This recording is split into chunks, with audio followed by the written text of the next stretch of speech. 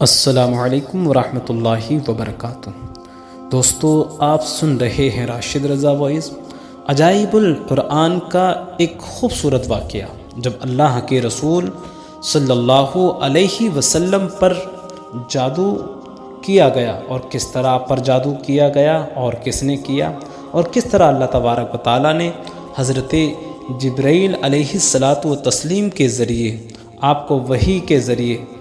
اس کا علاج بتایا گیا۔ روایت ہے کہ لبید بن عاصم یہودی اور اس کی بیٹیوں نے حضور علیہ السلام پر جادو کر دیا تھا، جس کا اثر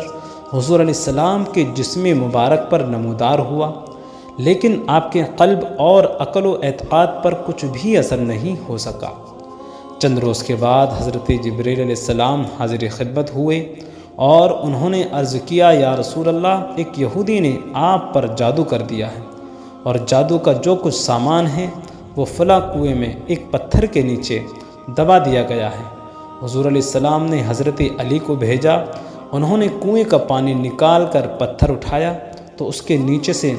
کھجور کے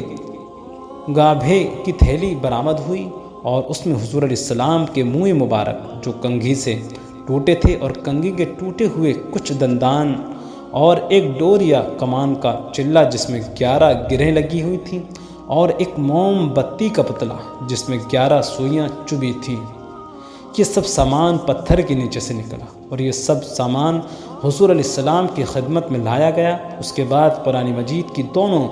صورتیں قل اعوذ برب الفلق اور قل اعوذ برب الناس نازل ہوئیں۔ ان دونوں صورتوں میں 11 آیتیں ہیں، ہر ایک آیت کے پڑھنے سے ایک ایک گرہ کھلتی جاتی، یہاں تک کہ سب گرہیں کھل گئیں، اور اس کے بعد حضور علیہ السلام بالکل شفا یاب ہو گئے۔ سارا سامان جو ہے زیر زمین دفن کر دیا گیا، اور تعویذات عملیات جس میں کوئی لفظ کفر و شرک نہ ہو جائز ہے۔ اسی طرح تعویذ بنانا اور ان پہ گرے لگا کر آیت قرآن اور اسماء الہی پڑھ کر پھونک مارنا بھی جائز ہے، اور جمہور صحابہ اور تابعین اسی پر ہیں۔ اور حدیث عائشہ رضی اللہ عنہا میں ہے کہ جب حضور علیہ السلام کے گھر والوں میں سے کوئی بیمار ہوتا تو آپ صلی اللہ علیہ وسلم دونوں صورتوں کو پڑھ کر اس پر دم فرماتے ہیں۔ بخاری مسلم کی حدیث ہے کہ رات کو جب بستر مبارک پر تشریف لاتے آپ صلی اللہ علیہ وسلم تو اپنے دونوں ہاتھوں پر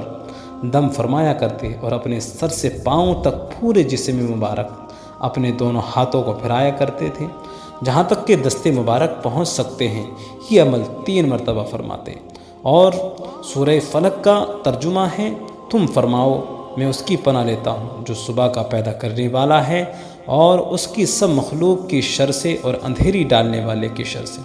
جب وہ ڈوبے، اور ان عورتوں کے شر سے جو گروہ میں پھونکتی ہیں، اور حسد والے کے شر سے جو مجھ سے جلے۔ سورہ ناس کا ترجمہ، تم کہو میں اس کی پناہ میں آیا جو سب لوگوں کا رب ہے، سب لوگوں کا بادشاہ، سب لوگوں کا خدا، اس کے شر سے جو دل میں بڑے خطرے ڈالے اور دبک رہے ہوں، وہ جو لوگوں کے دلوں میں وسوسے ڈالتے ہیں، جن اور آدمی۔ تو دوستو، یہ تھا باب نمبر عجائب القرآن کا۔ آپ حضرات کو پسند آیا